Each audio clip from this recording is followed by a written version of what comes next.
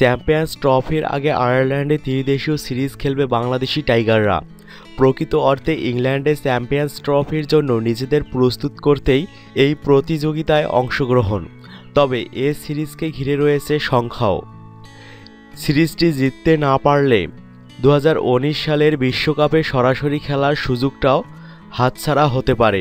এবছর 30শে সেপ্টেম্বর পর্যন্ত আইসিসির র্যাঙ্কিংয়ে অষ্টম স্থান ধরে রাখতে পারলে বিশ্বকাপে সরাসরি খেলার সুযোগ হবে টাইগারদের। সব মিলিয়ে টাইগারদের ত্রিদেশীয় সিরিজে যোগ হচ্ছে নতুন সমীকরণ। 113 রেটিং পয়েন্ট নিয়ে 3 নম্বরে রয়েছে নিউজিল্যান্ড, 92 পয়েন্ট নিয়ে 7 নম্বরে রয়েছে বাংলাদেশ।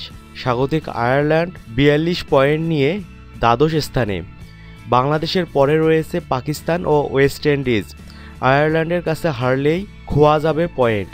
তাই 2019 বিশ্বকাপে সরাসরি খেলতে র্যাঙ্কিং ঠিকঠাক রাখতে চান মাশরাফি বিন মুর্তজা। যে কারণে এই প্রতিযোগিতায় জয় ছাড়া অন্য কিছু ভাবনায় নেই মাশরাফির। গতকাল সংবাদ সম্মেলনে তিনি বলেন, আমি জানি না কে কি বলবে, অবশ্য জেতার লক্ষ্য থাকবে। আমার মনে হয় জেতার জন্যই খেলতে হবে। অনেক হিসাবের ব্যাপার আছে, ওইখানে জিততে পারলে চ্যাম্পিয়ন্স ট্রফিতে ভালো কিছু করার সুযোগ তৈরি হবে, না হলে চাপ বেড়ে যাবে।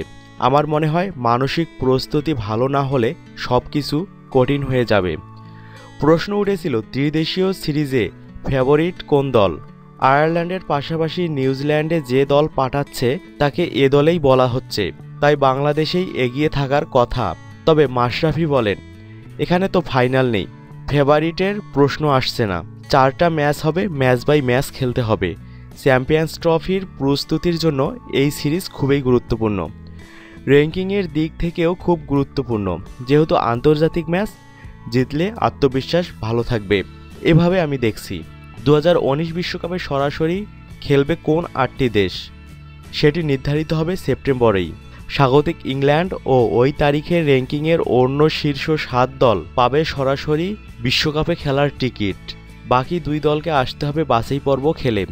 তাই বাছাই পর্ব নয়, বাংলাদেশ দল মরিয়া হয়ে আছে সরাসরি খেলার জন্যই।